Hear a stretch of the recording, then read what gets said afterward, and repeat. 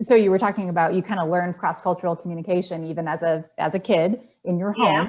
home. And then you immigrated to America at age 19. And so tell me about your experience kind of at first, and then kind of later on as you adjusted. How were you welcomed or not welcomed by Americans? Yeah. So as I was reading that question, thinking about it, I was like, oh my gosh, this brings up a lot of emotions for me. Because I would say, I guess the short answer would be like, did I experience hospitality and welcome the way that I knew it, back home or through my family? I would say no, unfortunately, not really. Personally, like, I hesitate to get into why, like, with specific situations, just because I understand the complexity of, there's culture, there is, like, it's America, there might be financial reasons, whatever. So, that's a struggle. But I would say to talk about it overall as a culture, because, more than just me coming and having that initial welcoming experience, I actually moved a lot, even here in the States. So when I started college, it was a difficult transition. I think it was kind of like a very, let's say it was not very positive in the beginning, especially because I did consider myself a global citizen. I didn't come here as like, I don't know anything about America. Right. I came well informed. I came speaking the language. I came as someone who grew up watching shows like The Cosby, Different World, Frasier, and Seinfeld. Like, we watched those things. So I kind of felt like I was adequately versed in American culture, so I should be like not have an issue being accepted or welcomed, so there was a bigger, I guess, expectation, but not only the cultural part, spiritually too. As a believer, I went to a Christian college, a majority white evangelical school. So I kind of assumed, because I come from an Ethiopian evangelical background, I just thought, this is my family in Christ. Therefore, like, the church is going to embrace me. This is going to be home away from home.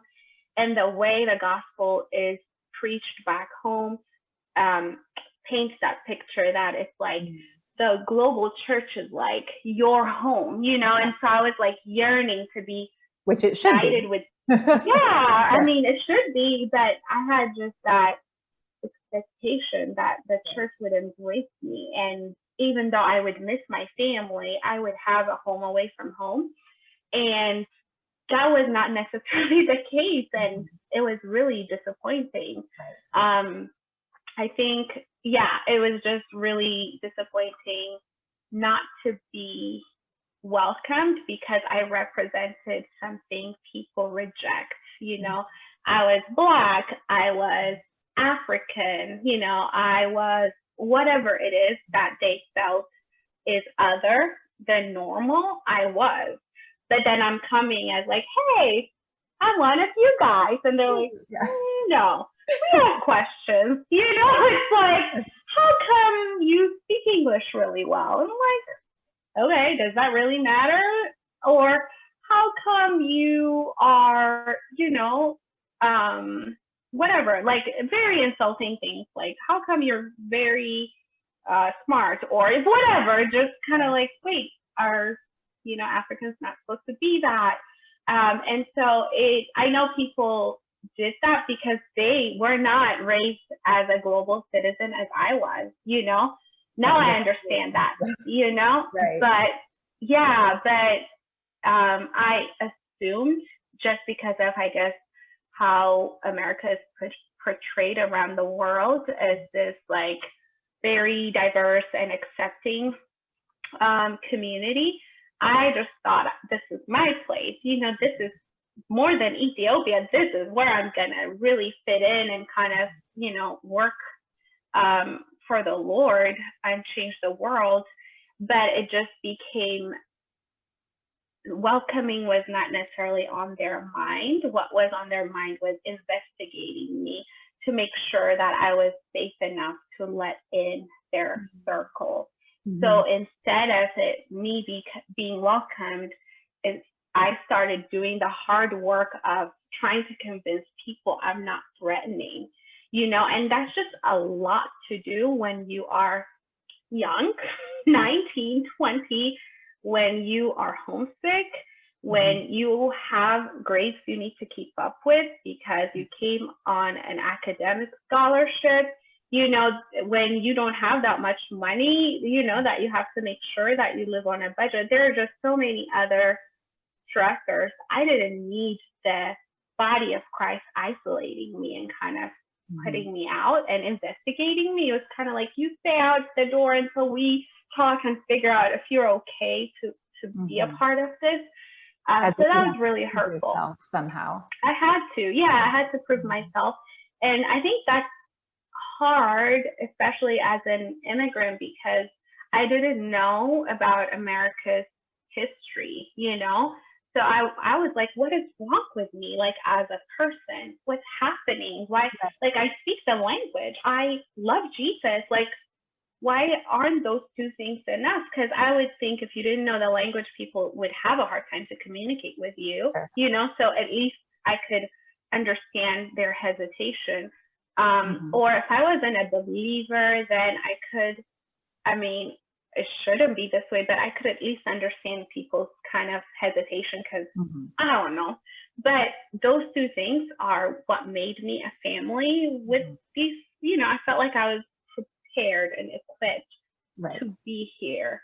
All they had to do was welcome and get to know me, but they couldn't get to that part because they were so hung up on what I represented. And a lot of biases on their part caused a lot of pain on mine.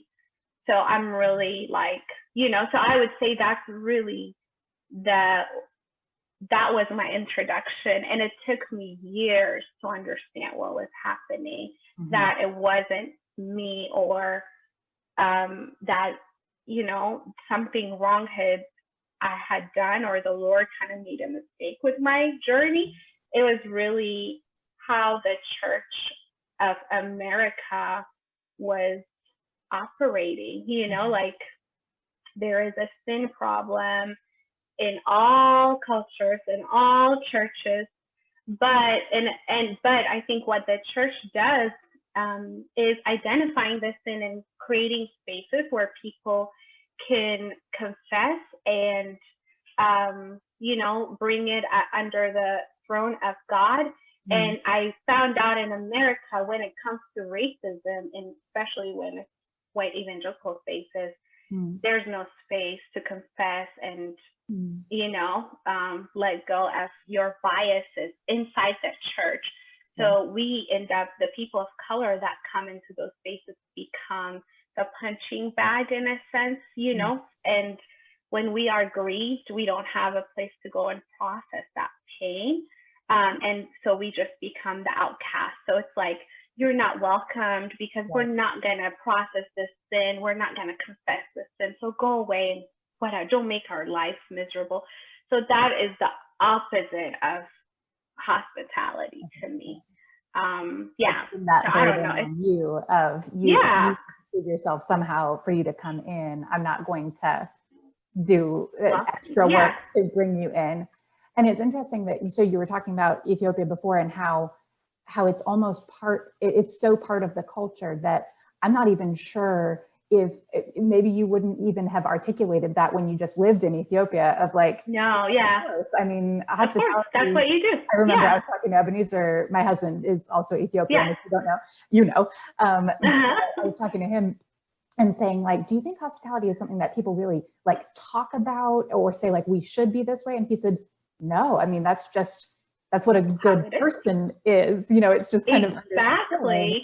And so it's sort of like this implicit thing, right, in Ethiopia. But then when you come to the West, you realize, okay, this is not an implicit part of this culture, and maybe it's even a blind spot of this culture. And so I wonder, like, how would you explicitly explain, now that you've had experience in both, both cultures, kind of why is hospitality important, or like how do you interpret, or how do you see the biblical commands for hospitality? Like, how would you explain that now in light of having lived in both places? Yeah. So I would say, I think for my to an Ethiopian and most of my non-Western friends, hospitality is about the other person. Okay. So it's about you. If Jessie's coming to my house, I make sure I cook her favorite food. I make sure that, everything is clean for her, the way she likes it. It doesn't matter if my kids don't want to be out of their room. They are getting kicked out because somebody is coming. And that is a privilege for me to be able to host. So like everything has to be done to make that person feel like they're at home, And I feel like in the US, it's kind of help yourself to whatever is available. Okay. And let me get into that, because that might sound harsh, because I do feel like especially American Christians really kind of pride themselves in being hospitable. But you asked me to compare it, so that's what I'm doing. Yes, and so yes, and so it's kind of, I feel like it's kind of saying, as long as you don't mess with my schedule, or you don't kind of eat the food I like or whatever, like you can come because you can have that space that I have available. If I have it available. If not, then you're not even welcome in my house because I don't have room for you to stay. So it's kind of like if I have it, you're welcome to it. So it's kind of taking leftovers rather than sharing from what I have. So and it's good that you know, right? Yes, exactly. Have let me share. Yeah. Exactly. It's not leftover. And like a really simple example I can give you, and this was like a culture shock for me in college. I remember a friend of mine was like, "Hey, I'm going to a friend's party. I think we used to watch Lost at that time. We would gather one of our friends' homes and watch, it was a big deal then. And she was like, let's go and watch Lost at a friend's house. They're going to order pizza. We can just give them money." I was like, awesome, let's go. So we went, and then we knocked on the door, and the guy, I don't even know who lives in that house until now. He was like, "Come on in, pizza's in the kitchen. You can grab drinks and go find a place to sit." Like, I just heard a voice, and I remember being like horrified. I'm like, I can't walk into somebody's home without them opening the door for me, and smiling and saying, "I'm glad you're here," because it's your space. Like, I'm not just gonna, it's about you sharing relational, what you have. It's not about what you like, the material stuff. And another saying we have in Ethiopia is "Kafesisufi," which means rather than the food he gives me, I rather have a smile on his face. That's kind of, a saying. It's like you look at somebody's face, and if they're doing it just unhappy, they're sharing that they're unhappy about it. It's like, I rather you give me a smile than something to eat. So it's not about the material stuff. Hospitality is not that. It's about you sharing yourself.